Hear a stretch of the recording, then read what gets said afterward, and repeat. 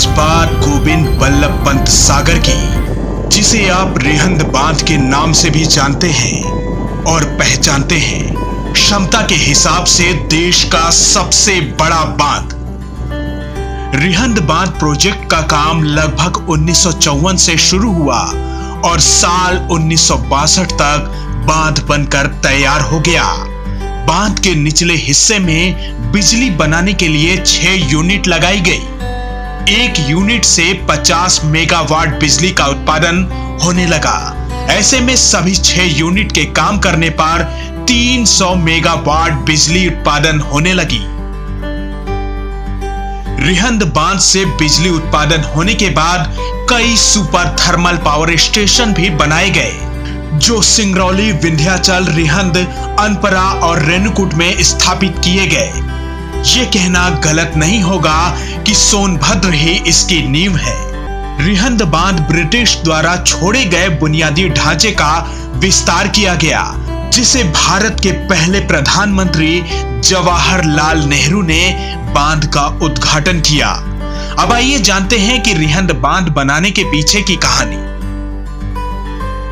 British अधिकारियों को 1940 की शुरुआत में रिहंद नदी पर एक बांध बनाने में रुचि थी, क्योंकि बांध के निर्माण से आसपास के इलाकों में सिंचाई के अलावा पानी की कमी को दूर किया जा सकता था। साथ ही बांध के जरिए बिजली उत्पादन करने की भी बात कही गई। साल 1952 में स्वतंत्र भारत सरकार ने सर्वेक्षण कार्य को मंजूरी दे दी, जिसके बाद साल 1954 से निर्माण कार्य शुरू हो गया और 1962 में बांध बनकर पूरी तरह तैयार हो गया। साल 1962 तक ये बांध बनकर पूरी तरह तैयार होने वाला था, लेकिन इसी बीच कई बाधाएं सामने आने लगी। खासकर यहाँ के 50,000 लोगों के लिए मानो ये प्रोजेक्ट किसी त्रासदी से कम नहीं था। इस प्रोजेक्ट ने 108 गांवों को तुरंत जोखिम में डाल दिया। इसके बावजूद सरकार ने उनके पुनर्वास की कोई व्यवस्था नहीं की। साल 1961 के मई और जून महीने में इस प्रोजेक्ट का भारी विरोध शुरू हो गया। इस विरोध में करीब 20,000 से अधिक लोग शामिल हुए। रिहंद प्रोजेक्ट का काम रुक गया, जिसके बाद स्थानीय उपायुक्त ने प्रदर्शनकारियों को नोटिस भेजकर 24 घंटे के अंदर घर छोड़ने की बात कही। इस दौरान करीब 2000 से भी अधिक पुलिस बल तैनात रही। बांध का फाटक बंद कर दिया गया, जिसके बाद हजारों लोग अपना आशियाना छोड़कर वहां से चल दिए। लेकिन कुछ लोगों ने अपना घर नहीं छोड़ने का फैसला कर लिया।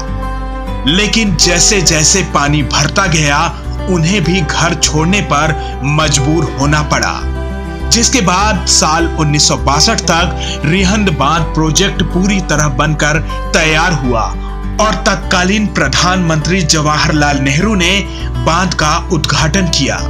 कुछ साल बीते ही थे कि एक बार फिर ग्रामीणों को दोहरी मार झेलनी पड़ी।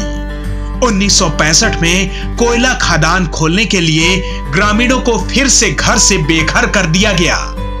1980 में थर्मल पावर प्रोजेक्ट पर नेशनल थर्मल पावर कॉर्पोरेशन टूट गया और साल 2009 में एक बार फिर जब एसआर पावर ने एक नए संयंत्र पर जमीन तोड़ी, 5 बार विस्थापित होने के बावजूद रिहंद के निर्माण के लिए मजबूर परिवारों को नया आशियाना नहीं मिल सका। लेकिन गोविंद बल्लभ पंत परियोजना प्रोजेक्ट से कई कंपनियां स्थापित की गई और आज लाखों लोगों को रोजगार मिला और सोनभद्र को पावर प्लांट के लिए कैपिटल ऑफ इंडिया कहा जाने लगा। ऐसी रोचक जानकारियों के लिए देखते रहिए पूर्वांचल सोनभद्र। वीडियो को लाइक, शेयर और सब्सक्राइब करना ना भूलें, ताकि ऐसी रोचक जानकारियां आप तक पहुंचती रहे। धन्यवाद।